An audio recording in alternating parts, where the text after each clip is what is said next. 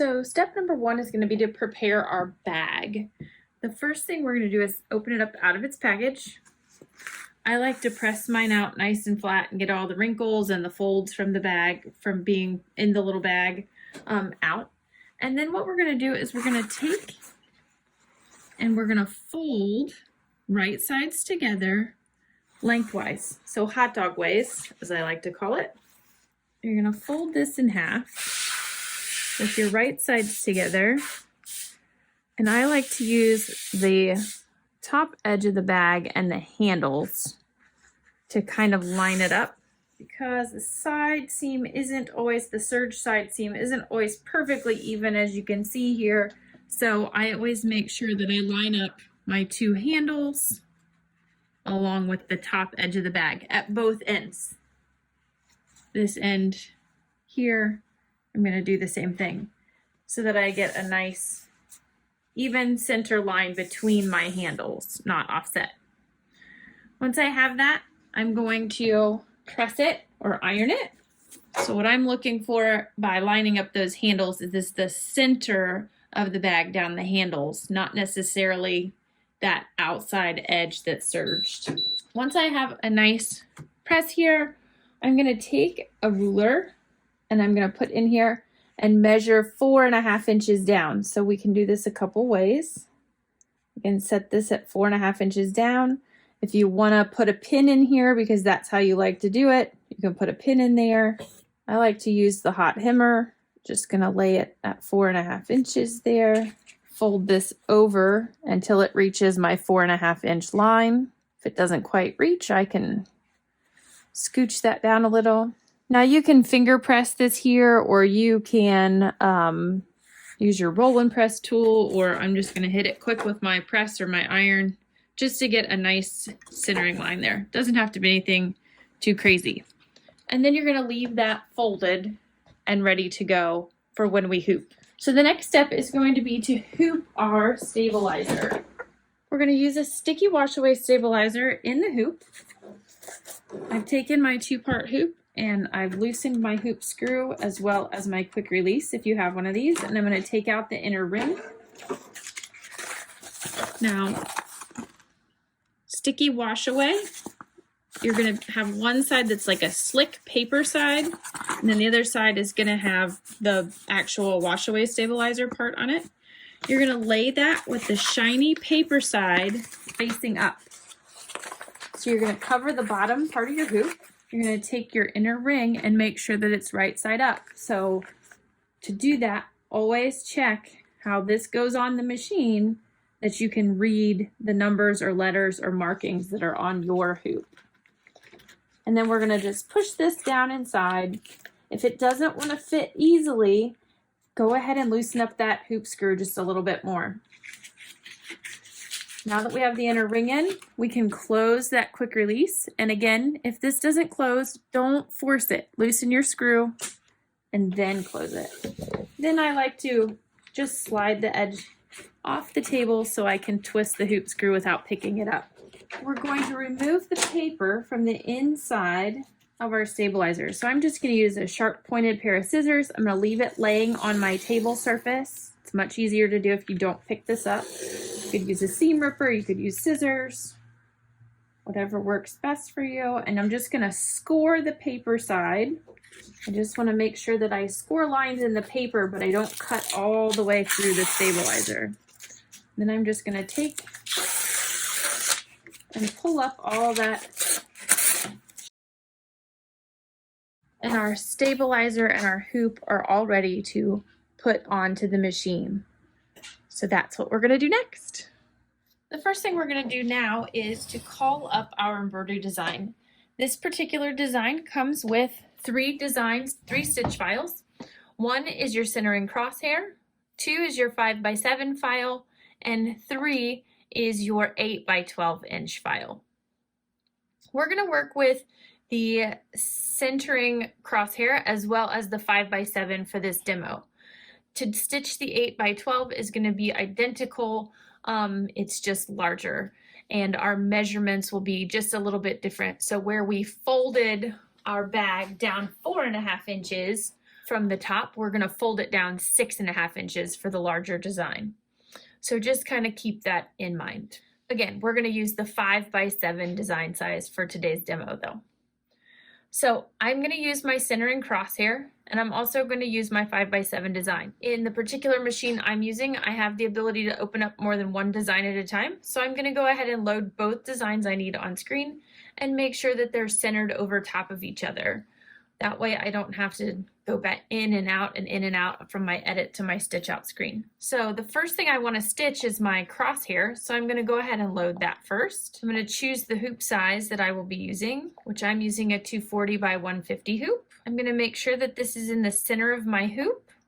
So you can check your grids, your XY axis, and make sure that it's at 0 by 0. And then I'm going to go back into my stitch file menu and find my 5x7 stitch file, load that onto my screen as well. And again, I'm going to check my XY axis, and I'm going to make sure that it is set centered right on top of that crosshair. Once I have both files in place, I'm going to take it to my stitch out screen.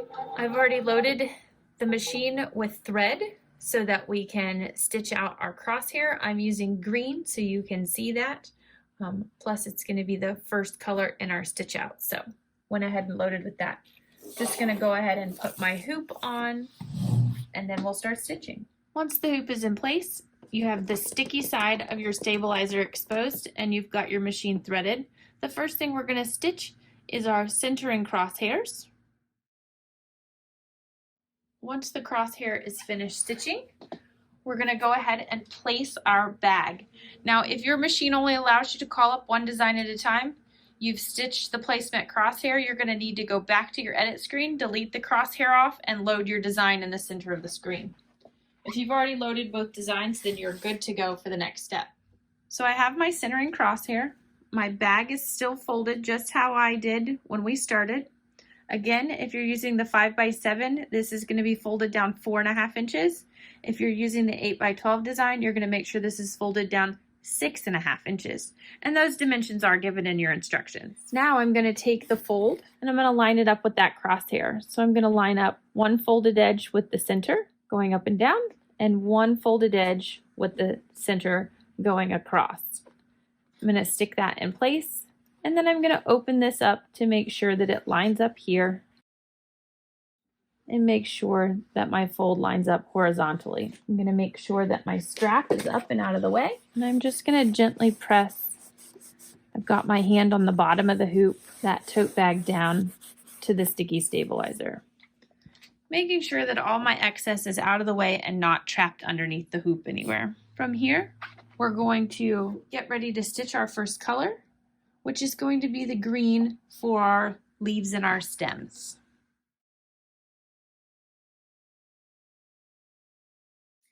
Next, we're going to stitch the inner tulip fill.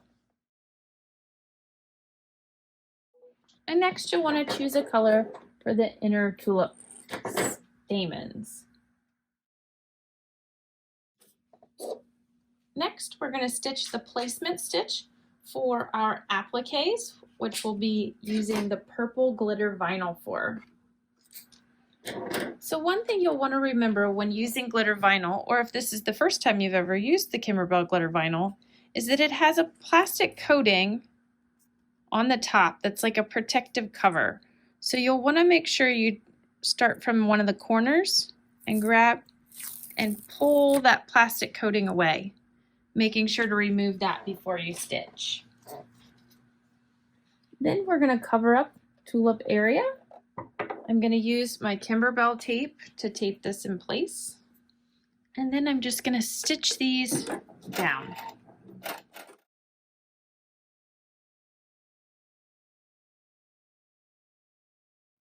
Once I've tacked down my glitter vinyl, I'm going to remove my tape, and we're just going to trim around the outside edge of each one of these pretty little flowers. You can do this from the trim position on your machine, or if it's easier, you can always remove the hoop from the embroidery unit so that you're able to maneuver the hoop to trim.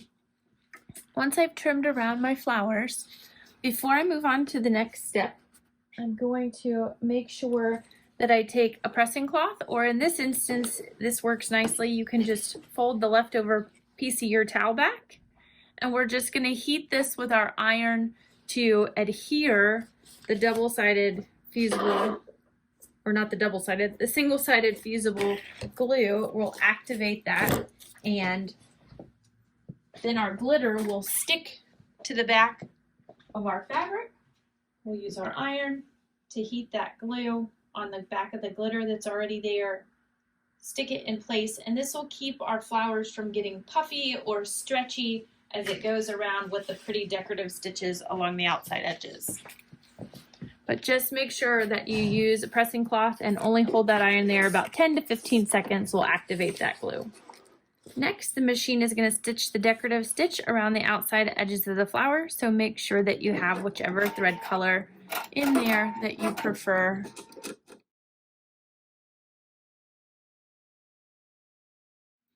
And from here, we're going to stitch the little detail lines inside to create those lines that are on our flower petals, as well as the small little buds on these ends. You can change the color to the desired shade that you would like to coordinate with yours, or you can leave it the same, whichever works for you.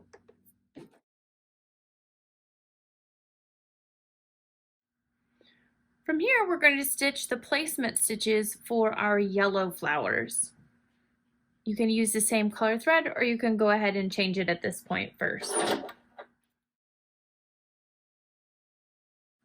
So for this particular flower, we're going to use a yellow square of fabric as our applique, but because it's yellow and it's a little bit lighter, I'm going to interface this with a piece of fusible backing. Kimberbell has great fusible backing. SF101 works really well, or woven fusible as well, just so long as it's a woveable one-sided fusible interfacing. So I'm just going to lay my glue side to the back side of my fabric and heat this in place. With my iron. Once the woven fusible is placed on the back side of my yellow fabrics, it's just going to give me a nice stable fabric to use as the applique, so that when we trim around it, we won't have any little pieces that want to fray apart. So we're just going to cover up the entire area. You can tape these in place if that makes you feel more comfortable, or if you want to just lay them in place before you start, you can also do that. And then we're just going to tack them down. One little thing that I always like to remind people of is when you're tacking down an applique fabric and the finishing stitch is going to be either a small decorative stitch like a candle wicking stitch or something that's not a full-fledged satin stitch, I always like to match my color so that whatever I tack down doesn't show through the pretty decorative stitch. So just keep that in mind when you choose your thread color. Now we're going to remove the hoop from the machine and we're going to trim around these little flowers. Just using my small scissors to trim around each one of these little flowers. I definitely find it easier on these that have a lot of little detail work to remove the hoop from the machine so that I can move it around to get into the angles.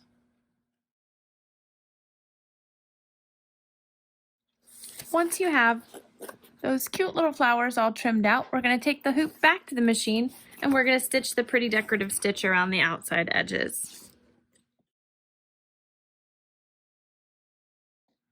Next, we're going to change for a thread color change that will work for the center of our daisies.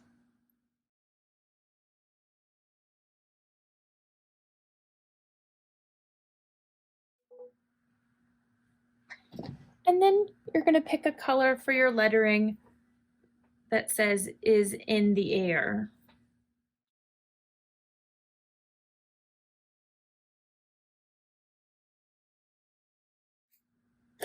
Next, we're going to choose a color to stitch the placement stitch for the banner. I'm using the aqua or light colored teal felt to make my banner. So I'm using a darker shade of teal to make sure that when it tacks that down, it doesn't just disappear into it, but that I can still see that stitching.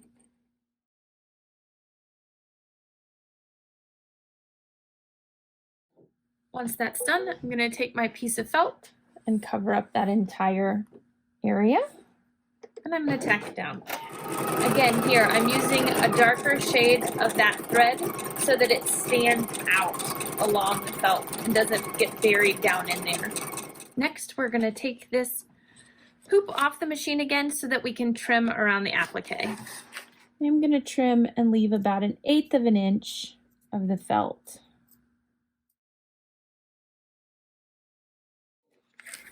Then I'm just going to put this back on the machine and we're going to stitch the word spring. Always make sure that when you're putting the hoop back on the machine after you've taken it off to trim, that you have your excess bag and handles out of the way so that you don't stitch over top of them.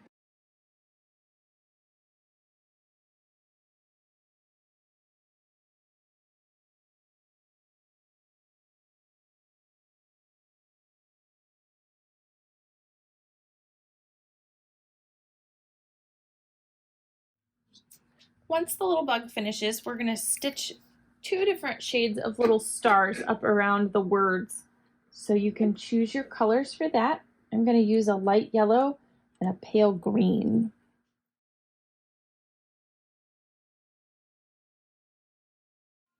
Now our embroidery is complete. From here, we're going to remove the design from the hoop, remove the excess stabilizer, rinse away your wash away per the instructions that were given, and then we're going to create this into the little pennant flag that it was made to be. So we're going to come back all ready to do some nice marking and lining things up. Once we're finished with the embroidery and we remove it from the hoop, you can trim away the excess stabilizer. From there, it is a wash away stabilizer and I would recommend rinsing away that excess stabilizer. Reason being, I know a lot of you are going to say it's in between the layers, I'm not going to see it, it's not a big deal. The reason we want to rinse away that stabilizer is when we do make this into a pennant and we hang it up, if for some reason there's light coming through it, which if it's outdoors or through a window, something of that nature, you're going to get that natural sunlight coming through and it's going to show that ring of stabilizer that you've left behind it, as well as the crosshairs that we created on the stabilizer will be buried down inside that stabilizer. So by washing it away, it'll allow you to remove that excess stabilizer circle as well as the placement stitches.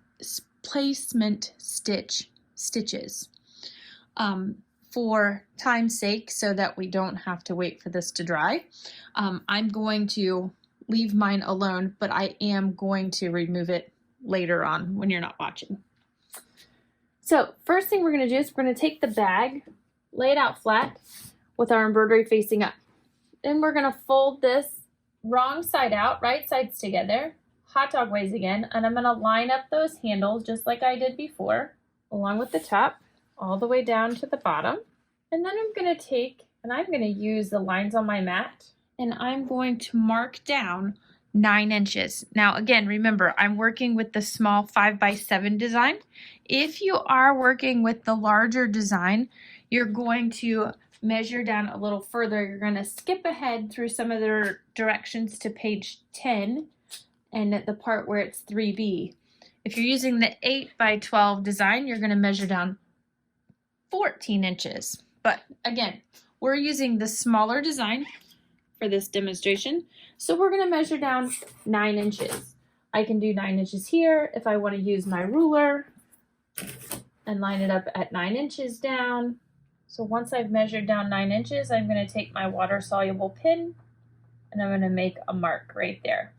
And then we're going to go back and we're going to unfold the tote bag, and then we're going to fold it in half widthwise, hamburger ways. Right sides together. We're going to match those handles up at the top, smooth everything out, finger press it nice and neat. We're going to do some more measuring. So the first thing we're going to do is we're going to measure over 1 inch from the outside edge of our handle. So I've got the outside edge of my handle lined up with the 1 inch mark. So I'm just going to mark this 1 inch. And then I'm going to measure down 7.5 inches. Again, remember, we're doing measurements for the 5x7 design. If you want to do the larger design, just skip forward to the next page and it's going to give you all those measurements. From the top of the bag, I'm going to measure 7.5 inches down, and I'm going to use that 1 inch line that we started and draw a line 7.5 inches down with my water soluble pin. I'm going to go to the opposite side of my embroidery design, and I'm going to do the same thing again. I'm going to find 1 inch over from my handles, and I'm going to measure 7.5 inches down, and I'm going to draw a line. From here, we're going to play connect the dots. We're going to take our ruler from the bottom of that 7.5 inch line, and we're going to angle it to our 9 inch line, or 9 inch spot, I should say, and we're going to draw a diagonal, and then we're going to do the same thing on the other side to create our pennant shape. Next, we're just going to take some straight pins and pin the bag around the outside edges, and then we're going to stitch right along the line we just created. When I'm placing the pins in, I'm just going to make sure I'm going through both layers of the bag. So we want to make sure we stitch through both layers of the bag. And then we're going to take this to our sewing machine. So when we get ready to stitch this bag together, it's really important that we line up our handles, but also line up these top finished edges of the bag. So when we get those nice and perfectly lined up, occasionally your bag may be off askew. It's okay because we're going to trim around this shape that we created. It's just really important if we try to square the bag up from right to left and we're off just a little bit from top to bottom, we're going to end up with the top of our flag being uneven, and we don't want that because it's already finished. We don't want to have to cut it off and start over. So you've got wiggle room. You can flush this out. Just make sure that these top edges are nice and straight with each other. And then you're going to thread up your sewing machine with some sewing thread. I'm going to start with my needle right down in the top, and I'm going to stitch following this line. I'm going to make sure that I tack down or back stitch. Whoop.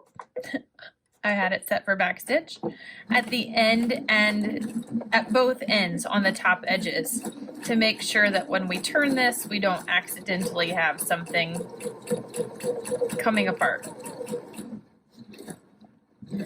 If your pins are in the way of your sewing foot, make sure you pull those out. If they're not, you can sew right past them, just do not sew over them.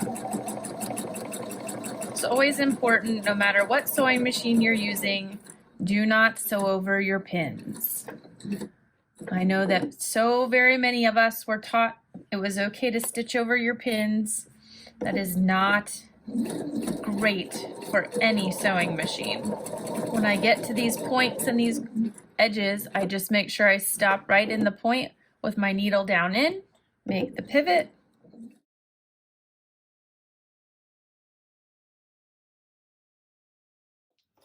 once we're finished stitching around, we're going to go back and we're going to do some trimming. So now that I have this stitched around 1, 2, 3, 4 lines, the top is still open, so we're going to be able to flip it through there. I'm going to use my ruler and my rotary cutter and mat to cut 1/4 inch away from those lines I had drawn. Once we've trimmed around all the drawn lines, we're going to trim up and clip our corners so that we have nice, clean points when we turn. If you want to do this with scissors, by all means you can. I like to double cut them, so what that means is I'm going to cut across. I'm going to slightly turn my blade and cut across each one of those corners I just clipped to give you a smaller point. So across the angle and then angle off what you just created. Do that on the point and both corners. We can turn our, what is a little bag currently, out. And this would make a cute little Easter bag for a little girl to take with her little things in it. So at this point, if you wanted to make a little purse, you've got a little tote bag, but we're gonna go ahead and make this into a pendant. So you're gonna poke out those corners nice and clean. If you've got a point turner, that makes everything nice and easy. You can run it along those side seams, get those pushed out nice and pretty. And then I would recommend taking it to your iron and pressing this nice before we go ahead and top stitch. So now that we've got our bag stitched, flipped, and pressed, we're just going to top stitch all the way around, down the sides that we have pressed nicely, as well as the opening in the top. Again, unless you wanted to leave this as a little bag, but for a little pendant to hang, we're gonna close her up. I do like to set my stitch length to a little bit longer length than just a traditional 2.5 stitch, maybe a 3 or a 3.5 when I'm doing my top stitching, especially on something a little bit thicker. You can move your needle position over. There are special feet that you can use for top stitching. Also some of your accessory feet for things like blind hems. Those work nicely as well. I'm just going to use my standard foot and move my needle position over. And I'm just going to top stitch all the way around.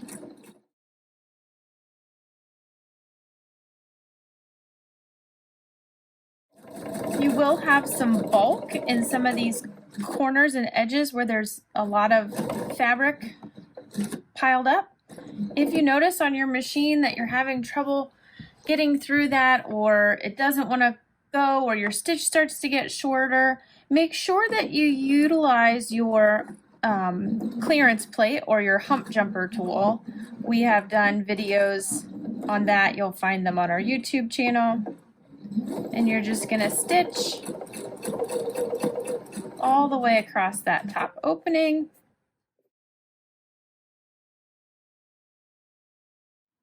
You also might want to try a top stitch needle in there.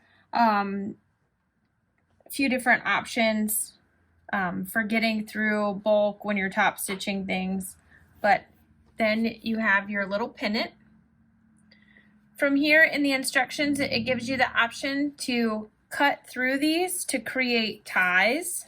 So you have the option to cut through those two sets of straps, and to do that, you'll cut them, and then you'll want to hem the tops or serge the tops, maybe overcast them with your sewing machine, just something so that they don't unravel. Then you could utilize these if you have a dowel rod to tie it around the dowel, or wherever it is that you want to put it. This is the larger size spring banner. This is the smaller. I'm just gonna trim up the excess threads and things that I have, and then we will be all ready to go with our spring banner.